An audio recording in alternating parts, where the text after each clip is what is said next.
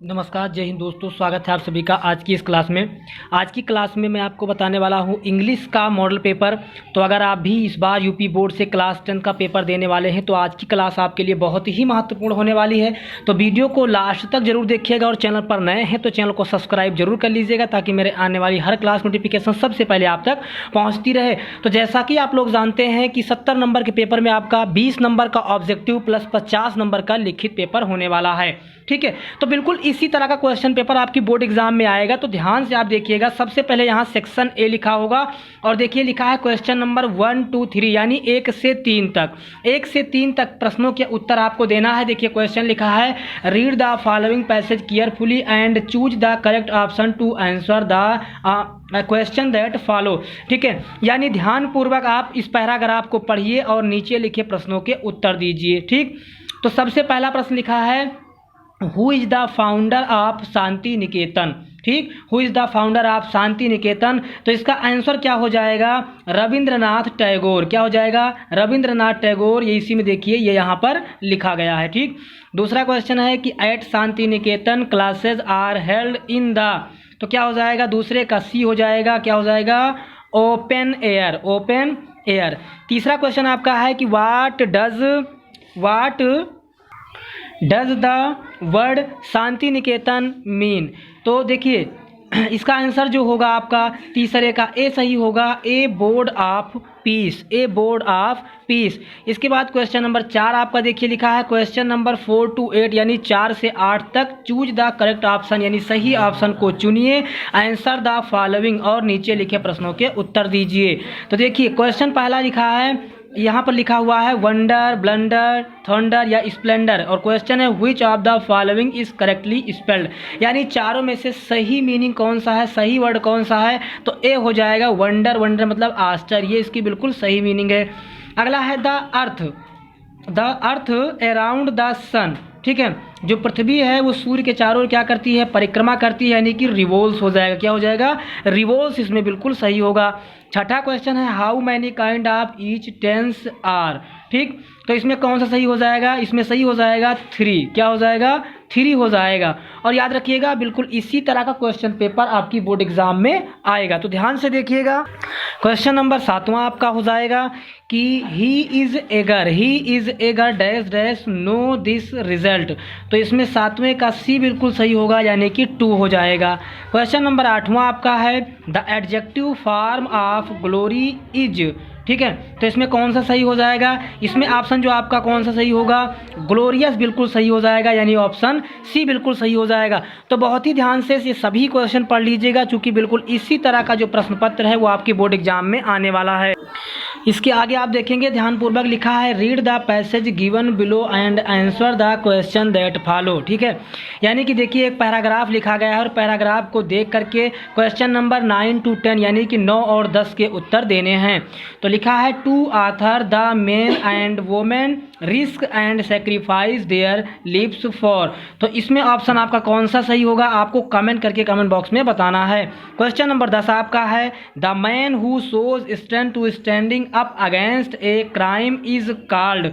तो इसमें आपका पहला सही होगा ब्रेव मैन यानी बहादुर आदमी। ठीक, क्वेश्चन नंबर 11 to 13 यानी 11 से 13 तक choose the correct option to answer the following sentence. यानी जो 11 से 13 तक के प्रश्नों का आपको सही आंसर छांट करके लिखना है। तो देखिए 11वां नंबर क्वेश्चन आपका है the field looked as if it were covered ना डैश डैश करके है। कवर्ड किस चीज़ से, जो खेत है वो किस चीज़ से ढका हुआ था? याद रखिएगा ऐसा लग रहा था कि वो साल्ट से यानी नमक से ढक गया हो। क्वेश्चन नंबर 12 है how many deputy president were elected. ठीक है, तो 12 का आपका कौन सा सही हो जाएगा? इसका आपका सी सही होगा यानी कि 1 हो जाएगा। क्वेश्चन 13 है who was the only survivor from Anne's family. ठीक है, तो इसमें सही हो जाएगा 13वां नंबर जो क्वेश्चन है आपका बी हो जाएगा यानी कि एंस फादर यानी कि एन के पिता। फिर देखिए क्वेश्चन नंबर 14 to 15 यानी 14 से 15 तक read the given extract and choose the correct option. यानी कि ध्यानपूर्वक इसे आपको पढ़ना है और पढ़ करके 14 और 15 जो क्वेश्चन इसका आंसर देना है। तो देखिए 14वां क्वेश्चन है हु इज ही।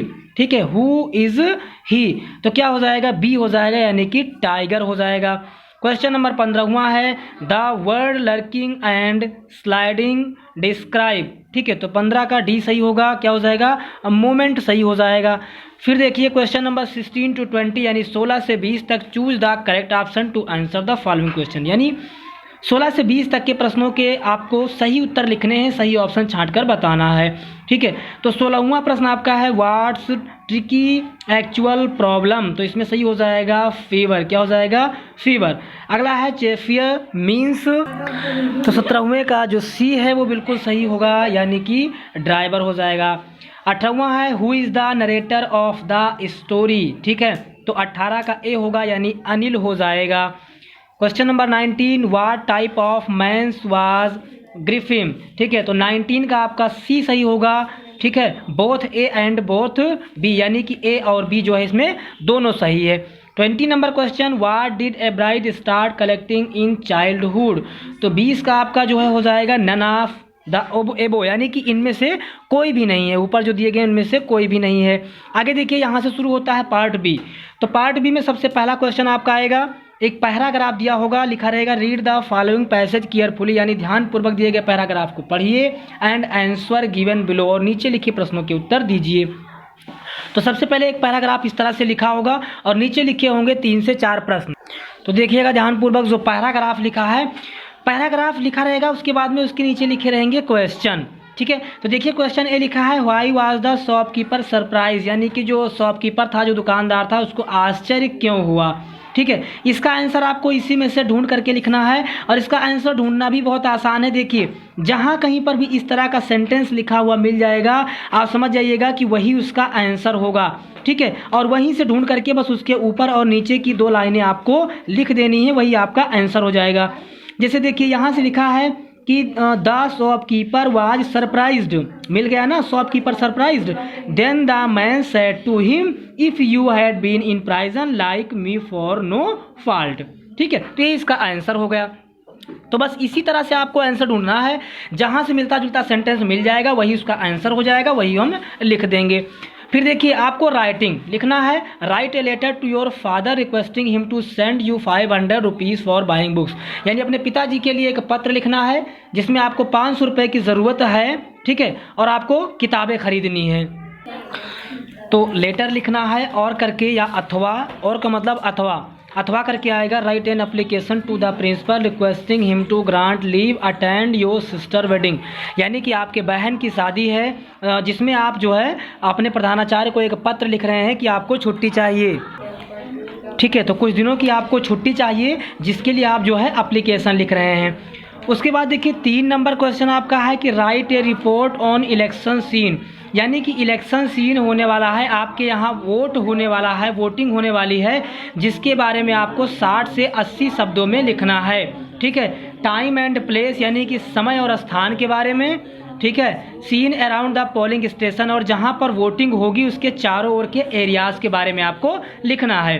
तो या तो वो लिखना है, और मतलब अथवा राइट एन एस्से, एक निबंध लिखना है, निबंध का दूसरे भाषा में आर्टिकल भी कहते हैं। On the following topic in about 100 word, यानी 100 शब्दों में एक निबंध लिखना है, जिसमें देखिए 4 से 5 जो है पॉइंट आपको दिए रहेंगे, 4 से 5 पॉइंट या हेडिंग पर आपको क्या करना होगा, निबंध लिखना होगा। इसके बाद यहाँ से शुरू होगा आपका ग्रामर। ठीक है, अब देखिए ग्रामर में क्या क्या आपको लिखने के लिए आएगा। तो सबसे पहले तो आपको एक मिलेगा डायरेक्ट से इनडायरेक्ट करने के लिए, दूसरा क्वेश्चन आपको मिलेगा। ठीक है, तो एक क्वेश्चन आपका डायरेक्ट से होगा, एक क्वेश्चन आपका कहाँ से होगा, एक्टिव पैसिव से होगा, और तीसरे नंबर पर आपका जो रहेगा पंक्चुएट द फॉलोइंग, यानी कि इस सेंटेंस को आपको सही करके पंक्चुएट यानी कि सही लाइन में लिखना होगा। उसके बाद एक ट्रांसलेट आपको मिलेगा। ठीक है, एक ट्रांसलेट आपको पढ़ करके जाना है। उसके बाद देखिए लिटरेचर, यहाँ से आपको क्या क्या पढ़ना है, ध्यान से देखिएगा। तो देखिए लिखा है कि answer the following in about 30 to 40 word each, यानी 30 से 40 शब्दों में इसका आपको आंसर देना है, 30 से 40 शब्दों में इसका उत्तर लिखना है। ठीक, तो पहले प्रश्न की बात की जाए तो why was Lencho angry when he received a letter, यानी कि लेंचो जो है वो क्रोधित क्यों हुआ जब उसका पत्र उसको मिला। ठीक, या तो फिर आर का मतलब अथवा, या तो लेंचो वाला चैप्टर से जो ये क्वेश्चन आया इसको करना है, या तो डिस्क्राइब अबाउट एन्स अर्ली एजुकेशन, यानी कि जो एन है उसकी प्रारंभिक शिक्षा के बारे में लिखना है। बी नंबर में या तो लिखा है what is Coorg famous for, यह क्वेश्चन करना है, और मतलब अथवा what according to Mandela is true freedom, या तो इसके बारे में लिखना है। दोनों में से कोई एक क्वेश्चन करना है। इसके बाद क्वेश्चन नंबर 6 में रहेगा answer any one of the following in about 60, यानी 60 शब्दों में 2 प्रश्न दिए गए हैं, 2 में से किसी एक प्रश्न का उत्तर आपको 60 शब्दों में देना है। ठीक है, तो पहला question, how did post office employees help Lencho, यानी कि जो पोस्ट ऑफिस का जो कर्मचारी था वो लेंचो की सहायता कैसे करना चाहता था, और how did Lencho react their help, उसकी हेल्प करने के बाद उसका जो रिएक्ट है वो क्या था। या तो दूसरा question, give a brief sketch of Anne's life, Anne की लाइफ यानी एन के जीवन के बारे में लिखना है। क्वेश्चन नंबर 7 आपका रहेगा कि how has poet observe nature in the poem dust of snow, ठीक है, यानी कि डस्ट ऑफ स्नो जो आपकी पोयम है उसका नेचर, उसके चरित्र के बारे में आपको लिखना है, उसके बारे में आपको लिखना है। और अथवा राइट 4 लाइन पोयम, यानी कि या तो आपको ये लिखना है या तो 4 लाइन की आपको कविता लिखनी है, और ऐसी कविता जो आपके प्रश्न पत्र में ना आई हो, जो आपके प्रश्न पत्र में ना पूछी गई हो।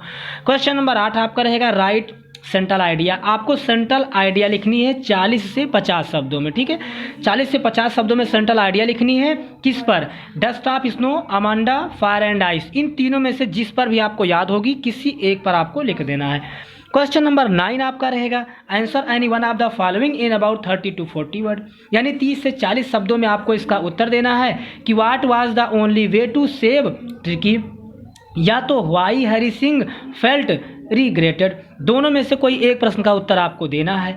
क्वेश्चन नंबर 10 आपका है answer any one of the following in about 60 word, यानी 60 शब्दों में उत्तर देना है। 2 क्वेश्चन लिखे गए हैं, दोनों में से जो क्वेश्चन आपको याद होगा एक प्रश्न का उत्तर आपको लिख देना है। तो बिल्कुल इसी तरह का मॉडल पेपर, इसी तरह का प्रश्न पत्र आपके बोर्ड एग्जाम में आएगा, ध्यान से आप, ठीक है। तो सभी के सभी प्रश्नों को आप तैयार कर लीजिएगा। जितने भी प्रश्न आज के मॉडल पेपर में आपने देखा है, ये सभी प्रश्न आपके लिए बहुत महत्वपूर्ण हैं। सारे प्रश्नों को आप अच्छी तरीके से पढ़ लेंगे और तैयार कर लेंगे, ठीक है। इसी तरह का मॉडल पेपर आपके बोर्ड एग्जाम में आएगा। तो पढ़ते रहिए और मस्त रहिए।